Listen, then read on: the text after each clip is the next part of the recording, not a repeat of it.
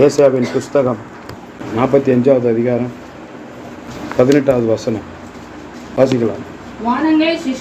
இந்த வானத்தை சிருஷ்டித்து பூமியையும் பூமி வெறுமையாய் இல்லாதபடிக்கு போகாமல் அதில் மனிதர்களை குடியிருக்க வேண்டும் என்று ஆண்டவர் அறிந்து படைத்து அதை உருப்படுத்தின உன்னையும் என்னையும் வாழ வைத்து ஆசீர்வதிக்கிற தேவனாய கர்த்தர் சொல்லுகிறதாவது, நானே கர்த்தராய் இருக்கிறேன், நான் தான் உங்களுக்கு தெய்வமாய் இருக்கிறேன், வேறு ஒருவரும் இல்லை. அல்லேலூயா, அல்லேலூயா. நானே கர்த்தர், வேறு ஒருவருமே இல்லை. எவ்வளோ ஒரு பகிரங்கமாக சொல்கிறாரு பாருங்க. எதுலையுமே எழுதப்படலை, நான் தான் தெய்வம். ஏன்னா அவர் பரிசுத்தராக இருக்கிறார். அல்லேலூயா. இன்னைக்கு உன்னை ஆசீர்வதிக்கிறார். நீ நல்லா கேளுங்க, நான் மறுபடியும் சொல்லித்தரேன். 2 முன்னாடி இருமிக்கிட்டு இருந்தீங்களே, இன்னும் யாருமே இல்லை இல்லைங்குது, நீ தான் இருமியாப்பா. தேவநாமத்துக்குமே வேணும். அந்த இருமல் கூட நம்ம செய்கிற பாவத்தினால தான் வருது.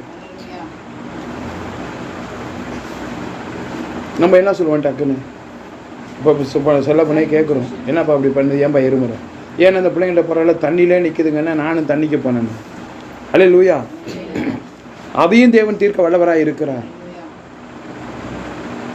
இப்போது ஆஸ்பத்திரியில் தஞ்சாவூரில் இந்த பெரிய ஆஸ்பத்திரிக்கு போனீங்கன்னா குறைஞ்சல எப்படி பார்த்தாலும் ஒரு 1000 பேர் படுத்திருப்பாங்க. சும்மா படுத்திருக்காங்களா? நோயோட படுத்திருக்கிறாங்க. அந்த 1000 பேருக்கு ஒருத்தருக்கு 2 பேர்னா கூட 3000 பேர் ஆஸ்பத்திரியில் என்ன பண்ணுறாங்க, கிரவுண்டில் உட்காந்து காத்துக்கிட்டு இருக்கிறாங்க. சின்னதாக நீ ஆஸ்பத்திரிக்கு போன்னு சொல்லவும் மாட்டார். சகலத்தையும் அறிவாரவர், நானே உன் தேவனாகிய கர்த்தர், வேறு ஒருவருமே இல்லை. நானே உனக்கு எல்லாத்தையும் செய்கிறேன், என்ன கேட்டாலும் தருவேன், ஆனால் எப்போ தரணுமோ அப்போ தருவேன். தேவன் அதை தான் எதிர்பார்க்கிறார். அல்லேலூயா. நான் உன்னை உண்டாக்கியிருக்கேன், நீ எனக்காண்டி எப்படி இரு, எல்லாத்துலேயும் உண்மையாயிரு, சுத்தமாயிரு. எனக்காண்டி நான் உன்னை உண்டாக்கியிருக்கேன், நீ சந்தோஷமாக வாழணும். இந்த வானத்தை நான் விரித்தேன், இந்த பூமியை நான் உண்டாக்குனேன், இந்த பூமியை அப்படி பெருசாக கிடக்கு.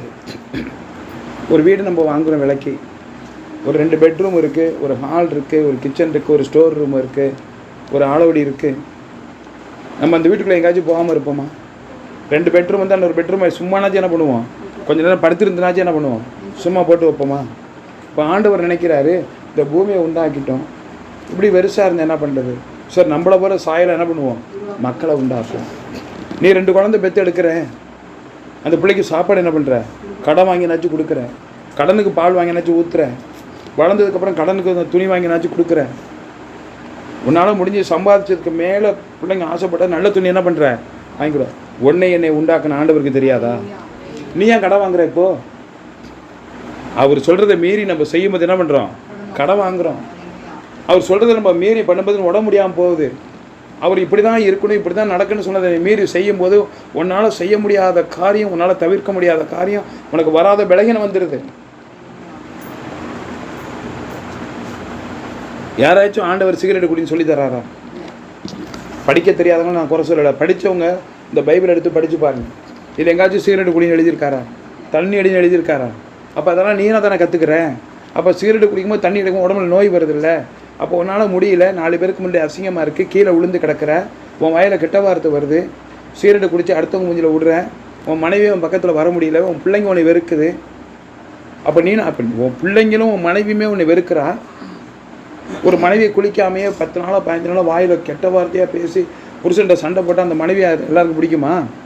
அப்போது மனைவிக்கு கணவனை பிடிக்கல, கணவனுக்கு மனைவியை பிடிக்கல, பெற்றோர்களுக்கு பிள்ளைகளை பிடிக்காத பிள்ளைங்க வந்து அழிச்சாட்டை பண்ணி அக்கிரமம் பண்ணி திருடி வறண்டி சுரண்டி இப்படி குற்றப்படுத்திக்கிட்டு இருக்க பிள்ளையும் பிடிக்கல. அப்படின்னும் போது உங்கள் 3 பேரையும் உருவாக்கின ஆண்டவனுக்கு உன்னை பிடிக்குமா?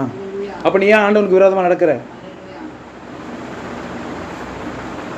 உனக்கு அது நீ உன் பிள்ளை செய்கிறத பார்த்தா உனக்கு அருவருப்பு தெரியலன்னா அப்போ நீனும் சரியில்லைன்னு அர்த்தம். உன் பிள்ளை செய்கிறது உனக்கு அருவருப்பாக இருந்தால் நீ கண்டிக்கணும். நீ அதுக்காண்டி ஆண்டவன்கிட்ட மன்றாடணும், ஐயோ என் பிள்ளை அவள் வயசுக்கு மீறி நான் செய்யக்கூடாது, நான் அவளுக்கு வேண்டி நான் இந்த காரியத்தை செய்வேன், என் மகனுக்கு இதை செஞ்சு வைப்பேன். நீ முடிவு பண்ணும்போது அவனாக ஒரு காரியம் தேடும்போது உனக்கு அது எப்படி இருக்கணும், உடம்புல அப்படியே உறுத்தணும். இது பாவமாச்சே, இப்படி பண்ணுறாளே, இப்படி பண்ணுறானே, இது பாவம் இல்லையான்னு உனக்கு உணர்த்தணும். அப்போ நீ வேதனைப்படும்போது ஆண்டவர் வேதனைப்படுறாருல, ஐயோ என் பிள்ளை நோயோடு படுத்திருக்கான். அப்போ என்ன பண்ணுறாரு, இந்த பாவத்தெல்லாம் அவன் செய்யலைன்னா அவனை என்ன பண்ணிடலாம், நம்ம மன்னிச்சிடலாம். நம்ம பாவத்தை மன்னிச்சிருவோம். நம்ம பாவத்தை ஆண்டவர்கிட்ட கேட்போம், ஆண்டவரே நான் தப்பு பண்ணிட்டேன், நான் மன்னிச்சிருங்கப்பா. ஐயோ நான் அவங்களை கெட்ட வார்த்தை பேசிட்டேன்ப்பா, நான் அவங்கள சண்டை போட்டுட்டேன்ப்பா, அவங்களுக்கு விரோதமாக பொய் சாட்சி சொல்லிட்டேன்ப்பா. நம்ம மன்னிச்சிருவோம், நம்ம ஆண்டவர்கிட்ட மன்னிப்பு கேட்டுருவோம். ஆனால் கர்த்தர் என்ன பண்ணுவார், மன்னிக்கணும். அல்லேலூயா. உன் பிள்ளை வந்து போகாத ஒரு இடத்துக்கு போகாத, இங்கேருந்து 500 ரூபா பணத்தை யாருப்பா எடுத்தா, எல்லாருமே இல்லை இல்லைங்கிறாங்க. தெரிஞ்சு போச்சு அவன் தான் எடுத்தான்னு சொல்லிட்டு. அந்த 500 ரூபா நம்மளுக்கு வந்து 2 நாளைக்கு செலவுக்கு வேண்டிய பணம். அந்த செலவுக்கு வேண்டிய பணம் திரும்ப நம்மளுக்கு கிடச்சி, என்ன காரணத்துக்கு நம்ம செலவுக்கு வச்சுருந்தோமோ அந்த செலவுக்காக வேண்டிய இந்த பணம் நம்மளுக்கு கிடச்சி, அந்த செலவுகள் முடிந்ததுக்கப்புறம் தான் அவன் மேலே உள்ள கோவமே என்ன பண்ணும், நல்லா கவனமாக கேட்டுக்கோ. ஒரு 500 ரூபா வச்சுருக்க, பக்கத்து வீட்டில் ஒருத்தவங்க 200 ரூபா கடன் கொடுக்கணும், 300 ரூபாய்க்கு அரிசி பருப்பு வாங்கணும்னு வச்சுருக்க. அது இருந்தால் நம்மளுக்கு 2 நாளைக்கு குடும்பம் நடத்த முடியும், வாங்கின கடனை கொடுக்க முடியும். அதை எடுத்து பிள்ளை தாறுமாறாக செலவு பண்ணிட்டான். அப்போ கடனை கொடுக்க முடியல, அரிசி பருப்பும் பிள்ளைங்க பட்னியாக இருக்குது. இப்போ மறுபடியும் அரிசி பருப்பு வாங்கணும், இந்த கடனுக்கு 200 ரூபா கொடுக்கணும், அதுக்கு 500 ரூபா நம்மளுக்கு வேணும். அது வரைக்கும் அந்த பிள்ளை மேலே உள்ள கோபம் நம்மளது போகும்போது வரும்போது கோபம் இருக்கும். நல்லா ஆழமாக சிந்திக்கணும். அறிவு இருக்குது நம்மளுக்கெல்லாம், நல்லா திங்கிறோம் 3 வேளையும். அப்போ அந்த பிள்ளை மேலே நம்மளுக்கு கோபம் வருது. இந்த பாரு அவங்க கடன் கேட்குறாங்க, நீ பாட்டு இந்த காசு தூக்கி இப்படி பண்ணிட்டியடா, இப்படி வீண் பண்ணிட்டியே, செலவு பண்ணிட்டியே, உங்கள் ஒருமே என்னத்தை கொடுப்பேன், ஒன்றையா கேட்குறாங்க, என்கிட்ட தான் கேட்குறாங்க, எனக்கு அவ்வளோ அசிங்கமாக இருக்குது. அந்த பிள்ளைக்கு அந்த அசிங்கத்தை சொல்லணும். இப்படி வந்து எப்போ பார்த்தாலும் இந்த பையனோட பேசிக்கிட்டு இருக்க, எப்போ பார்த்தாலும் நீ அந்த பொண்ணு கூட பேசுகிற, எப்போ பார்த்தாலும் அவங்க கூட ஊர் சுற்றுற, எல்லாரையும் என்னை பார்த்து கேலி பண்ணுறாங்க, எனக்கு அவமானமாக இருக்குது. போயிட்டு வா போயிட்டு வா, நான் உங்கள் அம்மாட்ட சொல்ல மாட்டேன், நீ போயிட்டு வாடா தம்பியே, அந்த பொண்ணு கூட பேசு. உங்கள் அப்பாட்ட சொல்ல மாட்டேன், நீ அந்த பொண்ணு கூட பேசு. எந்த அப்பா அம்மா சொல்லுவாங்க? எந்த அப்பா அம்மா என்ன பண்ண மாட்டாங்க, இப்படி அவமானத்தை தேடிக்க மாட்டாங்க. உனக்கே அது பிடிக்காதப்போ ஆண்டவருக்கு எப்படி பிடிக்கும்? அப்போ இந்த செலவுக்கு வேண்டிய பணம் கிடச்சி உனக்கு அந்த அவன் மேலே அவன் வந்து என்ன பண்ணுறான், நாளைக்கு நான் கொண்டாந்து தந்துடுறேன் பணம் அப்படிங்கிறான். பணத்தை கொண்டாந்து கொடுத்துட்டான், அந்த கடனை கொடுத்தாச்சு. அன்றைக்கி ஒரு நாள் நம்ம என்ன பண்ணிட்டோம், எல்லாருமே சாப்பாடு இல்லாமல் வெட்டினியாக கிடந்தோம். அன்றைக்கி சாம்பாருக்கு வாங்க பருப்புக்கும் அரிசிக்கு வச்ச பணம் தானே போச்சு. அன்றைக்கி ஒரு நாள் பட்னி தானே, பட்னி தானே. மரண கொண்டாந்து காசு கொடுத்துட்டான். அவனை எப்போ பார்த்தாலும் நமக்கு என்ன பண்ணும், வீட்டில் ஒரு பணம் காணாம போயிட்டு என்ன பண்ணுங்க, இவன் தான் எடுத்திருப்பான். ஒரு முத்திரையை குத்துறாங்க. அப்போ எப்போ பார்த்தாலும் பணம் இருந்தால் அவன் எடுக்கலை, பணம் இல்லைன்னா அவன் தான் எடுத்திருப்பான். நீ எங்கேயாச்சும் தவறுதலாக போட்டிருந்தா கூட, ஒரு மணி பரிசு தவறி விழுந்தால் கூட அவன் தான் எடுத்திருப்பான். அப்போ அந்த அவமானம் உனக்கு வருது, ஏன் உனக்கு தெரியல? அப்போ நீ அந்த காரியங்கள் முடிகிற வரைக்கும் நீ எப்படி அவனை மன்னிக்க மாட்டியோ, அதுபோல் தேவனும் மன்னிக்க மாட்டா நீ செய்கிற தவறுக்கு. ஒரு சின்ன தவறையே உன் பிள்ளைய உன்னால் மன்னிக்க முடியல, உன் மனைவியை மன்னிக்க முடியல, உன் கணவனை மன்னிக்க முடியல. அப்போ நீ பண்ணுற தவறை தேவன் மட்டும் உடனே எப்படி மன்னிப்பார்? ஆண்டவரே எனக்கு உடனே நோய் நல்லா, உனக்கு கண் இல்லையா, உனக்கு மூக்கு இல்லையா, நான் மட்டும் கடன் வாங்கிக்கிட்டே இருக்கனே, எனக்கு ஒன்றுமே கிடைக்கலையே, என் குடும்பத்தில் கஷ்டமாக இருக்குது, ஏன் எனக்கு இந்த எதுக்கையா அந்த அவமானம், எனக்கு இந்த கடன் எப்போ தீரும்? அப்போ நீ செய்கிற பாவத்தை ஆண்டவர்னு என்ன பண்ணல, மன்னிக்கலை. ஆனால் ஒன்று தெரிஞ்சுக்கோ, கர்த்தர் உடனே மன்னிச்சிருவார், மறந்துடாது. அல்லேலூயா. கர்த்தர் மன்னிச்சிருவார். ஆனால் நீ செஞ்ச பாவம் என்ன பண்ணுங்க, அப்படியே ஆகாயத்தில் அலைஞ்சிக்கிட்டு இருக்கும். மன்னிச்சிருவார். ஆனால் ஒரு ஜுரம் வந்து எத்தனை நாளைக்கு நம்ம உடம்புல இருக்குது? ஒரு காலில் புண்ணு வந்து எத்தனை நாளைக்கு இருக்குது? ஒரு கால் முறிஞ்சிட்டா ஒரு 20 நாள் குறைச்சலாம், ஒரு 3 மாதம் ஆச்சு கட்டு போட்டிருக்கணும். என்ன புரியுதா? அப்போது டாக்டர் சொல்லிட்டாரு நல்லா போய்டும், 3 மாதத்துக்கு ரெஸ்ட் எடுங்க. இந்த மாத்திரை வந்து சாப்பிட்டு வலி போயிடும். நல்லா கவனிக்கணும். கால் உடஞ்சி போச்சு, கால் மூட்டு பிசகி போச்சு, கையில் உடஞ்சி போச்சு, கை கட்டியிருக்கும், போயிட்டு வந்து 2 நாளாக வலி போயிடும், 3 மாதம் கழிச்சு கட்டு நல்லா போயிடும். ஆனால் அது வரைக்கும் கையை என்ன பண்ணக்கூடாதுங்க. அது மாதிரி தான் ஆண்டவரும் உங்களை வைத்திருப்பார். அல்லேலூயா. அப்போது நம்மளுக்கு மட்டும் நடக்கலை, நம்மளுக்கு மட்டும் இது நடக்கலைங்கிறது நம்மளுக்கு என்ன பண்ணாது, தெரியணும். அப்போ நம்ம செஞ்ச பாவத்துக்கு தேவன் என்ன பண்ணியிருக்காரு, அனுமதித்திருக்கிறார். எதை நீ ஆரம்பத்தில் அதிகமாக செய்கிறியோ பின்னாடி அது குறைஞ்சி போயிடும். எதெல்லாம் நீ அதிகமாக பிரியப்பட்டியோ அதெல்லாம் உனக்கு கிடைக்காது. எல்லாத்துலேயும் ஒரு சம அளவாக, எல்லாத்துலேயும் நிதானமான இருந்தீன்னா எல்லாமே உனக்கு ஆசீர்வாதமாய் மாறி போகும். நீ சமாதானம் இல்லாமல் நீ எல்லாத்துலேயும் எல்லாமே ஒன்று அதிகமாக கிடைக்குது அப்படின்னு சொல்லி நீ ஆரம்ப கட்டத்தில் நம்மளை அம்மா கண்டுக்கல, அப்பா கண்டுக்கலன்னு சொல்லி ஜாலியாக நீ இருந்தீன்னா பின்னாடி உனக்கு என்ன பண்ணிவிடும், உன் பிள்ளைங்க இந்த அவமானத்தை தேடித்தரும். உன் அம்மாவை ஏமாத்திருப்பா, உன் பிள்ளை இன்னைக்கு ஒன்று ஏமாத்தும். உன் அக்கா தங்கச்சி ஏமாத்திருப்பா, உன் பிள்ளை இன்னைக்கு ஒன்று ஏமாத்தும். இதெல்லாம் அடங்கவே மாட்டேங்குது. நீ ஒரு நிமிஷம் அப்படியே மல்லாக்கப்படுத்தி யோசனை அப்படி பாரு, நம்ம எப்படி இருந்தோம், நம்ம அம்மாவுக்கு அடங்கணுமா? சில பேரை பார்த்தீங்கன்னா பார்க்கறதுக்கு அப்பாவி மாதிரி இருப்பாங்க, ஆனால் பண்ணுற சேட்டையை பார்த்தீங்கன்னா அநியாய சேட்டையாக இருக்கும். அப்படியே பார்த்தீங்கன்னா ஒன்றுமே தெரியாத மாதிரி பார்த்தீங்கன்னா அப்படியே இருப்பாங்க. சில பேருக்கு அப்போ எப்படி அந்த மூஞ்சை வச்சுக்கிட்டு இருக்கேன், இப்படியே காமிச்சிக்கிட்டு இருக்கேன், நல்ல மாதிரி நடிச்சுக்கிட்டு, அவ்வளோதான் சேட்டையாக இருக்கும் பாரு. சில பேர் பரியாசம் பண்ணுறதே தெரியாதுங்க, அடுத்தவங்களை அப்படி பரியாசம் பண்ணுவாங்க. தேவன் சகலத்தையும் அறிய வல்லவராக இருக்கிறார். நீ என்னைக்கு ஒருத்தங்களை மன்னிக்கிற அன்றைக்கி தேவன் உன்னை மன்னிப்பார். நீ என்னைக்கு பாவம் செய்யாமல் இருக்கிறியா, அப்போ உன் பிள்ளைங்களுக்கு ஆசீர்வாதம் வரும். நீ பாவம் செய்யாமல் நீ ஒழுங்கு கிரயமாக இருந்தால் தான் உன் பிள்ளைங்கள் எப்படி இருக்கும்? ஒழுங்கு கிரயமாக இருக்கிறனா இருக்காது. மீண்டும் வாசிக்கலாம் வசனத்தை. வானங்களை சிருஷ்டித்து பூமி வெறுமையாய் இல்லாதபடிக்கு போகாமல் அதை குடியிருக்க வேண்டும் என்று மக்களுக்காக படைத்து அதை உருவாக்கின உன்னையும் என்னையும் இந்த பூமியில வாழ வைக்க வேண்டும் என்று விரும்புகிற என் ஆண்டவராகிய இயேசு கிறிஸ்து சொல்லுகிறதாவது, நானே உங்களுடைய தேவன், வேறு ஒருவர் இந்த உலகத்தில் உன்னை காப்பாற்ற இல்லவே இல்லை.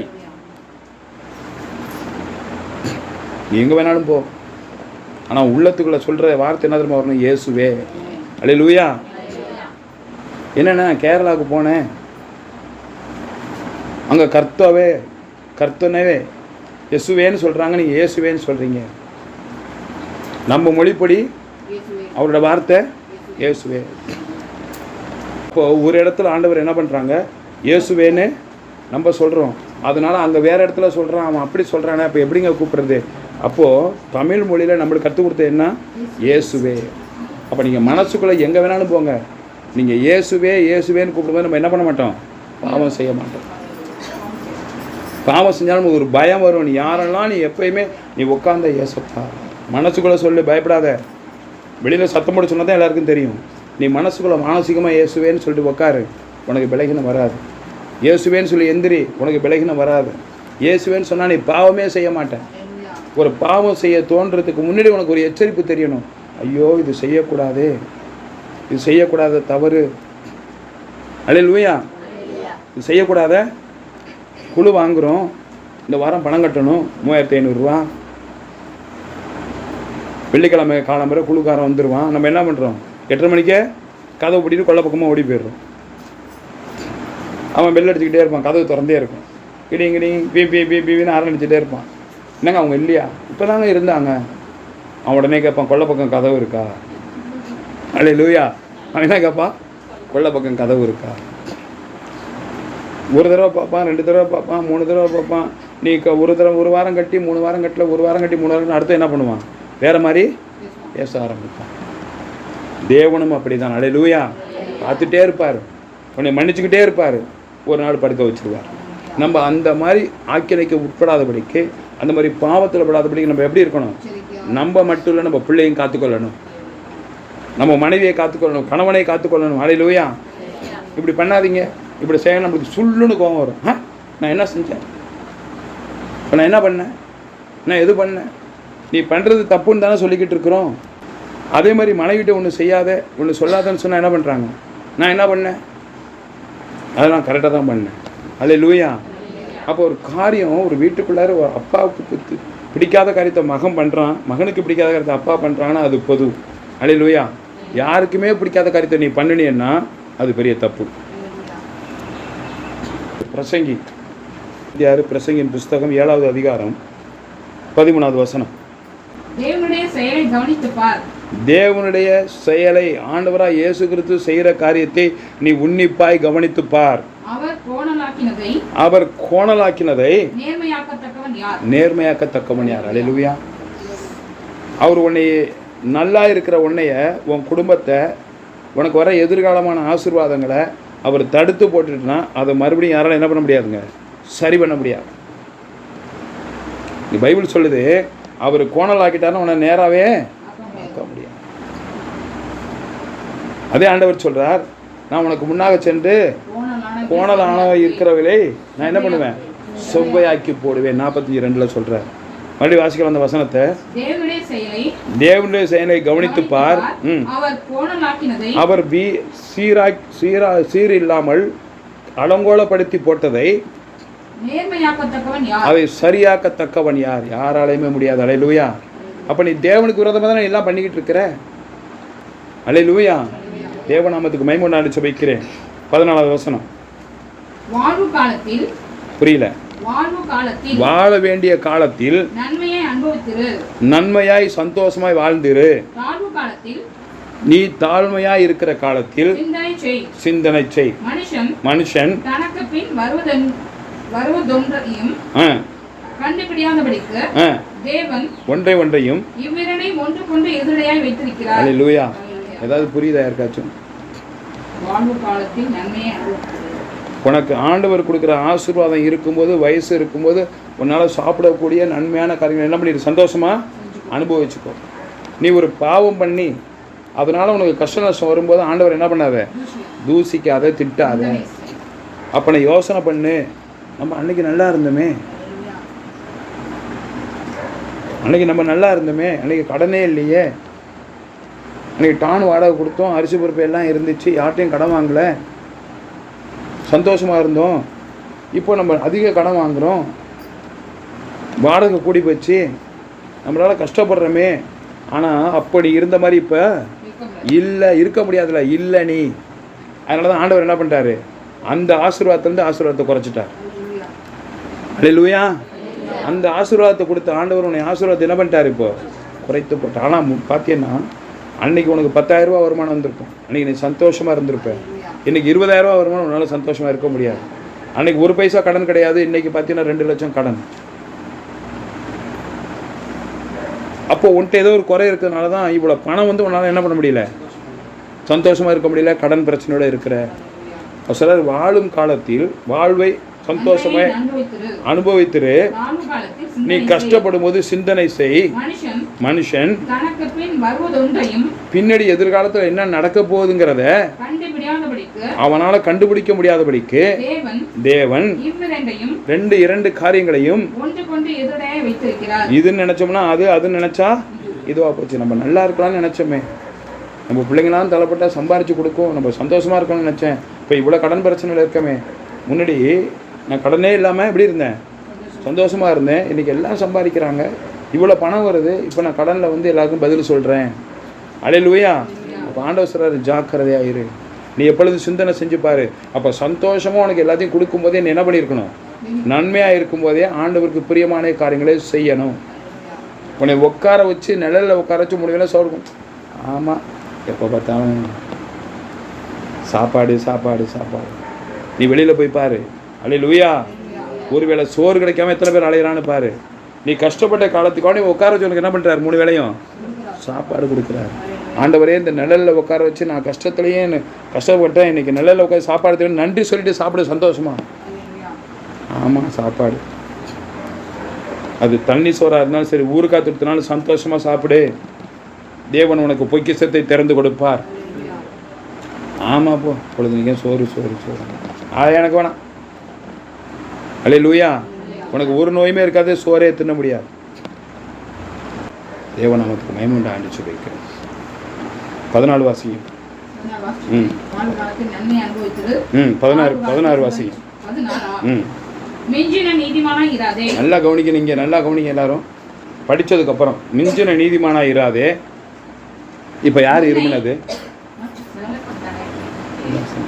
மிஞ்சின நீதிமான அதிக ஞானியமாக்காதே, உன்னை நீ ஏன் கெடுத்துக் கொள்ள வேண்டும்? மிஞ்சின நீதிமான்னா என்னங்க? அதுக்காண்டி நீ பாவம் செய்யணும் ஆண்டவர் இங்கே சொல்லவே இல்லை. அடுத்தவங்களை ஏமாத்துறதுக்காண்டி சில பேர் என்ன பண்ணுவாங்க? நான் நல்லவேன்னு நடிப்பாங்க. அது ரொம்ப நாளைக்கு நிற்காது. ரொம்ப நாளைக்கு நிற்காது மகனே மகளே. அந்த நடிப்பு நிற்காது. கர்த்தருக்கு மிஞ்சின நீதிமானா இராதே, ஏன் கெடுத்து கொள்ள வேண்டும்?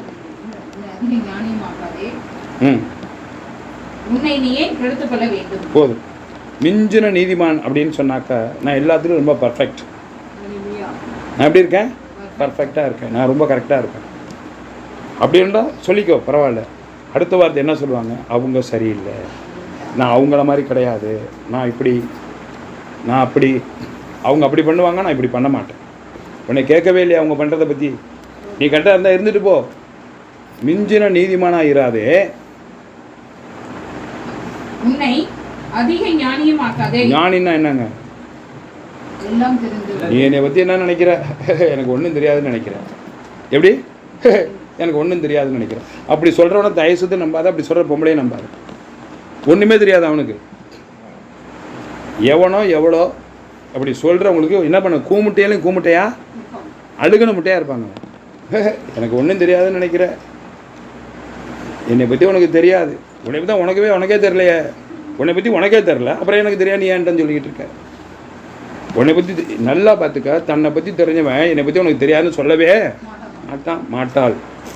சில பெண்கள் சொல்லுவாங்க, என்னை பற்றி தெரியல. உன்னை பற்றி உனக்கு தெரியாததுனால தான் என்னை என்ன பண்ணுற? என்னை பற்றி தெரியல என்கிட்ட கட்டுக்கிட்டு இருக்க. வேணா போய் கண்ணாடியை பாரு. நானும் தானே சொல்லுவேன், உன் கண்ணாடி எடுத்து பாரு, உன்னை பற்றி உனக்கு தெரியும்.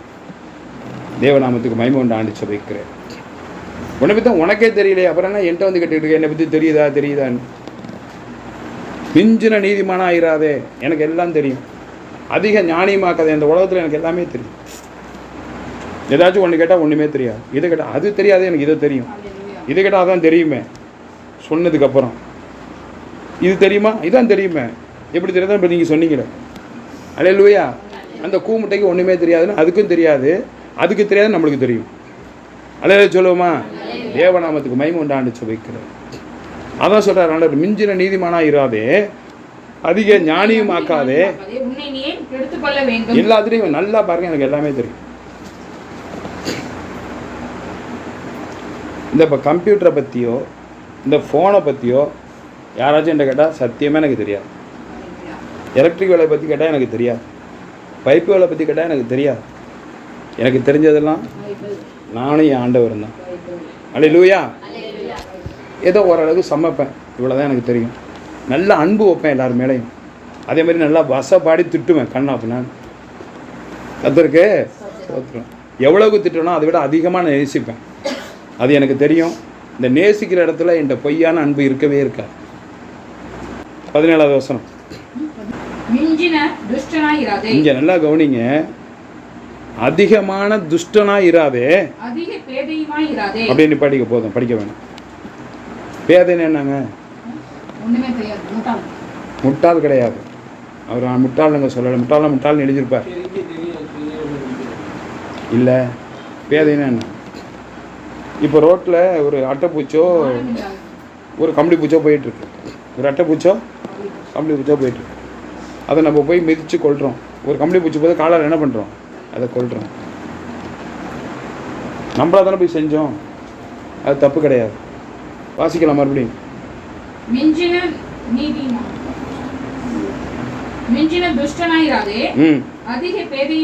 போதும். பேதைன்னு சொன்னால் தெரியாமல் ஒரு கம்பளி பூச்சையோ, தெரியாமல் ஒரு கரப்பாம்பூச்சையோ, தெரியாமல் ஒரு அட்டைப்பூச்சியோ நசுக்கிட்டு தலையில் கை வச்சுட்டு ஓன்னு அழுகுறது. தெரியாமல் மிதிச்சதுக்கு ஐயோ செத்து போச்சேன்னு எவன் உட்காந்து அழுகுறானோ அவனை என்ன பண்ணுவார் ஆண்டவர்னு தெரியுமா? நீ படிக்க வேணாம், நான் பார்த்துக்கிறேன். அதுக்கு பேர் தான் பேதை. செய்யாத தப்புக்கு தெரியாமல் பண்ண, அவனுக்கே தெரியாமல் செஞ்ச தப்புக்கு, அவளுக்கே தெரியாமல் செஞ்ச தப்புக்கு உட்காந்து ஓன்னு யார் அழுகுறாங்களோ அவர் ஆண்டவர் என்ன சொல்லுவார்? எப்பா நீ வாழ்ந்தது போதும், இவ்வளோ முட்டா பேலாம் இங்கே இருக்காத, இவ்வளோ கூமுட்டையாக இருக்காத, செய்யாத தப்புக்கு உட்காந்து இப்படி அழுதினா உன்னை எல்லாரும் இந்த உலகத்தில் என்ன பண்ணிடுவான்? ஏமாற்றிடுவான். நீ என்கிட்ட வானே என்ன பண்ணிடுவார்? உடனே டிக்கெட்டு விசா ஃப்ரீயாக கொடுத்து கூப்பிட்டு போயிடுவார். எங்கே கூப்பிட்டு பாருங்க?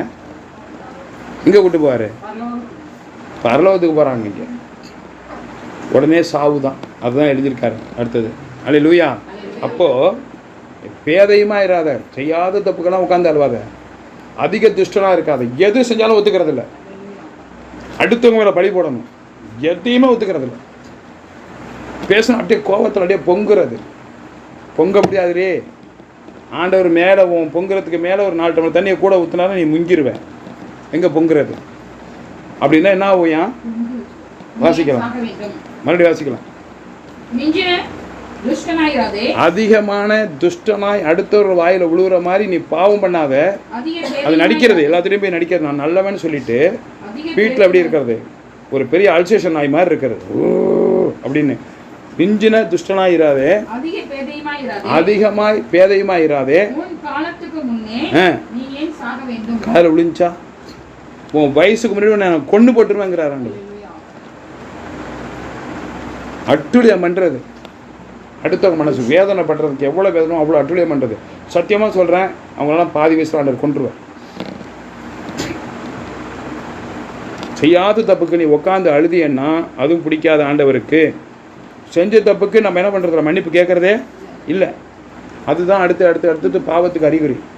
நீ செய்யாத தப்பு உட்காந்து நான் அப்படி பண்ணிட்டேனேன்னு உட்காந்து அழுதியன்னா அது ஆண்டவருக்கு பிடிக்காது. தெரியாமல் செஞ்சிட்டோம், ஆண்டவர் எனக்கு தெரியாமல் பண்ணிட்டேன்பா, எனக்கே தெரியாமல் இந்த பாவத்தை செஞ்சுட்டேன், மன்னிச்சிருக்கேன்னா ஆண்டவர் உடனே உன் மேலே சந்தோஷப்படுவார். நீ உட்காந்து அழுதாலோ ஒருத்தவங்கள்ட்ட ரொம்ப வேதனைப்படுத்திக்கிட்டே தான் வச்சுக்கோ. ஏன் காலத்துக்கு முன்னே சாகணும், உனக்கு கொடுத்துருக்க இந்த வயசுக்கு முன்னாடியே சில பேர் பார்த்தீங்கன்னு வச்சுக்கோங்க, 100 வயசு ஆயுசை கொடுத்து தான் பறக்க வைக்கிறார் எல்லாருமே. 30 வயசு 40 வயசு 20 வயசு 50 வயசு 60 வயசு சாவறதுக்கு காரணம் நீ தான். அல்லேலூயா. நீ எப்படி உனக்கு வியாதி வர்றதுக்கு நீ காரணமாக இருக்கிறியோ, சீக்கிரமாக சாவறதுக்கு காரணம் நீ தான். சில பேர் பார்த்தோன்னா 110 வயசு ஆகும், அழகாக குச்சி ஒளி நடந்து போயிட்டே இருப்பாங்க. நம்ம சொல்லிக்குவோம், நம்மளாம் உங்கள் வயசு வரைக்கும் இருக்க முடியுமா? நீ பாவம் பண்ணாமல் அதை விட கூட இருக்கலாம். அல்லேலூயா சொல்லுவோமா? நீ பாவம் பண்ணாமல் நான் கற்றுக் கொடுக்காத நீ கற்றுக்கிட்டீங்கன்னா அவங்களோட நீ கூட இருக்கலாம். அவங்க குச்சி வச்சு போகிறாங்க, நீ குச்சி இல்லாமல் நடந்து போவேன். அவங்க 3 காலோட போகிறாங்க, நீ 2 காலோட எப்பயுமே நடந்து போகலாம். நீ தான் அவ்வளோ அட்டுழியம் பண்ணிகிட்டு இருக்கே, பண்ணுற ஒட்டான சேட்டை. அவ்வளோ சேட்டை பண்ணும்போது ஆண்டவர் எப்படி வைப்பார்? கர்த்தருக்கு சோத்திரம் தான் என்று சொல்லிக்கிறேன். கண்டிப்பாக உன்னை வைக்கவே மாட்டார் பூமியில்.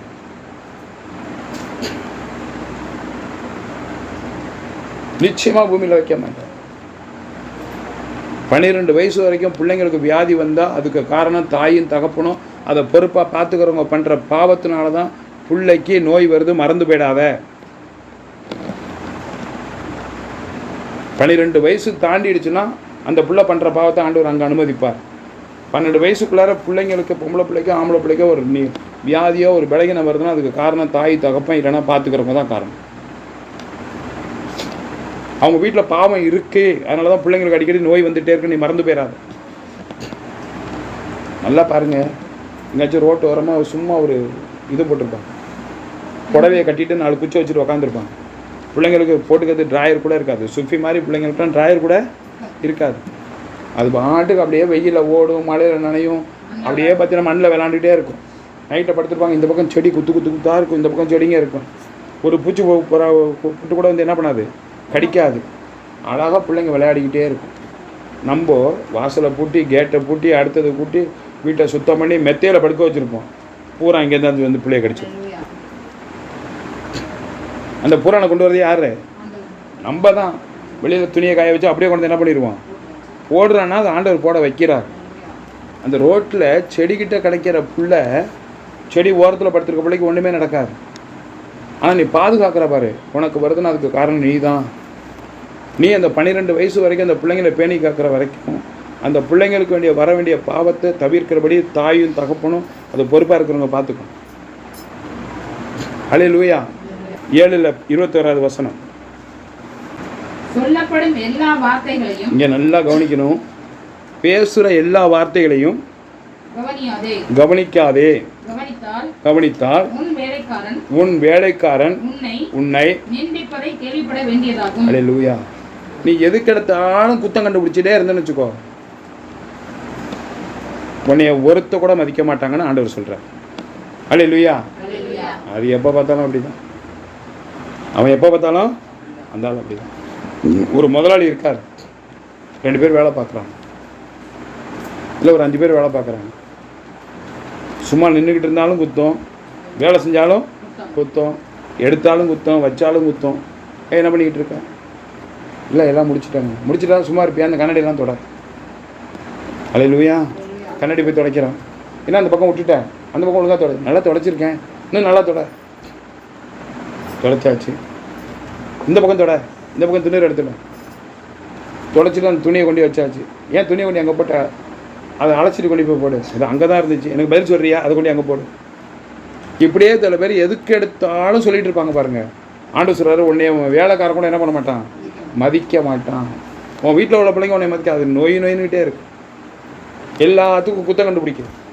எனக்கு அதை பிடிக்கவே இல்லைன்னு ஒரு நாள் அந்த வார்த்தை வேலைக்காரனே சொன்னான்னா நீ சம்பளம் கொடுத்து ஒரு பிரயோஜனமும் இல்லை. மறுபடியும் வாசிக்கலாம். சொல்லப்படும் எல்லா வார்த்தைகளையும் கவனியாதே. பேசிக்கிற சொல்ற எல்லா வார்த்தையும் கவனிக்காதே.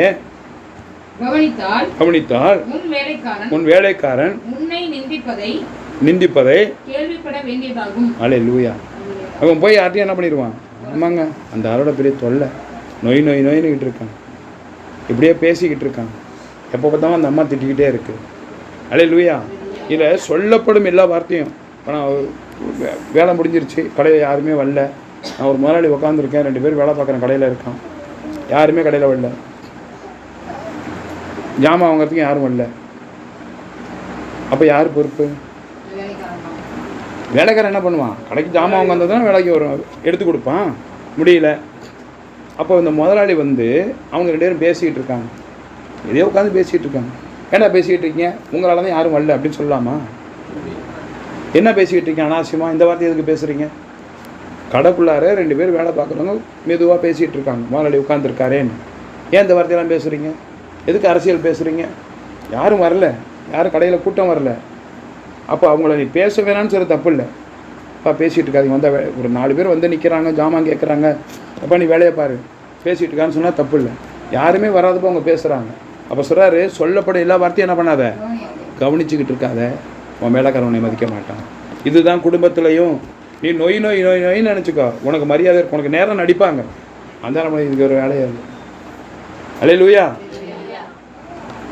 நல்லா பாருங்க, உள்ளே வருவான், இந்த யாரோட தொல்லையாக இருக்குடா, அப்படியே தொல்லையாக இருக்குடா, என்னடா மாப்பிள்ள என்ன திட்டு, எங்கள் அப்பா நொய்யுங்கிறான்டா, அல்லேலூயா அப்படி சொல்லிட்டு போயிடுவான். அவனே ஒரு கௌரவம் உனக்கு கொடுத்துருக்க. என்ன பொறுப்பு? தகப்பனாக இருக்கணும், கணவனாக இருக்கணும், மனைவினா மனைவியாக இருக்கணும், அம்மானா அம்மாவாக இருக்கணும். சில பேர் பார்த்தோன்னு சும்மாவே இருக்க மாட்டான்.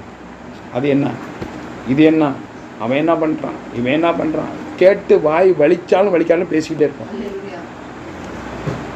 அன்று சார் அப்படி பேசிக்கிட்டே இருக்காத, தோணங்கத, சொல்லப்படுற வார்த்தை எல்லாத்தையும் கவனித்து நீ குற்றம் கண்டுபிடிக்காத. 22வது வசனம்.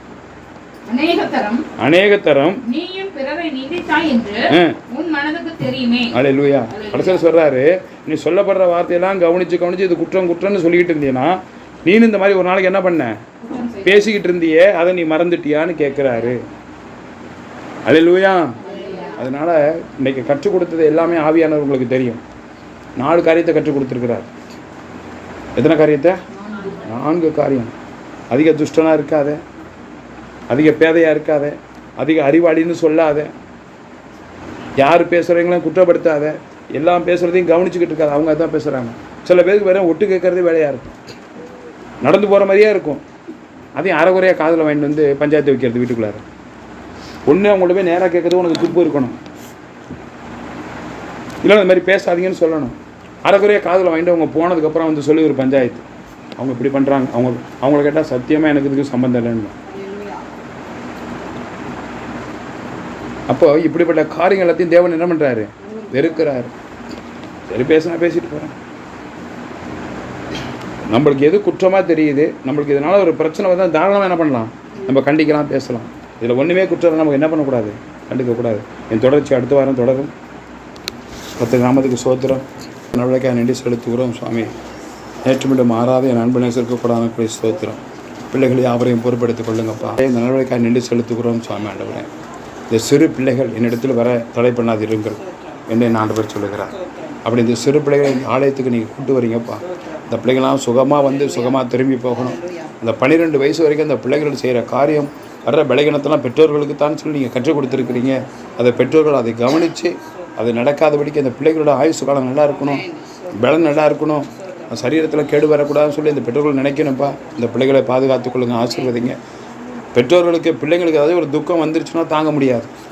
நம்மளுக்கு எதுனாலும் பரவாயில்ல, நம்ம பிள்ளைங்களுக்கு இப்படி பண்ணுதே, என்ன பண்ண போகிறாங்கன்னு வேதனைப்படுவாங்கப்பா. வர்ற சின்ன பிள்ளைங்க எல்லாத்தையும் ஆசீர்வதிங்க. விசேஷமாக ராஜா வந்திருக்கிற சின்ன பிள்ளைங்க எல்லாத்தையும் ஆசீர்வதிங்க, பெரியவங்க எல்லாத்தையும் ஆசீர்வதிங்க. வந்தவர்கள் வந்தவனமே இப்போ நிரப்பி அனுப்ப முடியாது சொல்லிக்கிறேன். இயேசுவின் நாமத்தில் பிதாவே ஆமென். என் ஆத்துமாவே கர்த்தரை சோத்திரி, என் முழு உள்ளமே பரிசுத்த நாமத்தை சோத்திரி. என் ஆத்துமாவே கர்த்தரை சோத்திரி, அவர் செய்த சகலவரையும் மறவாதே. ஆமென்.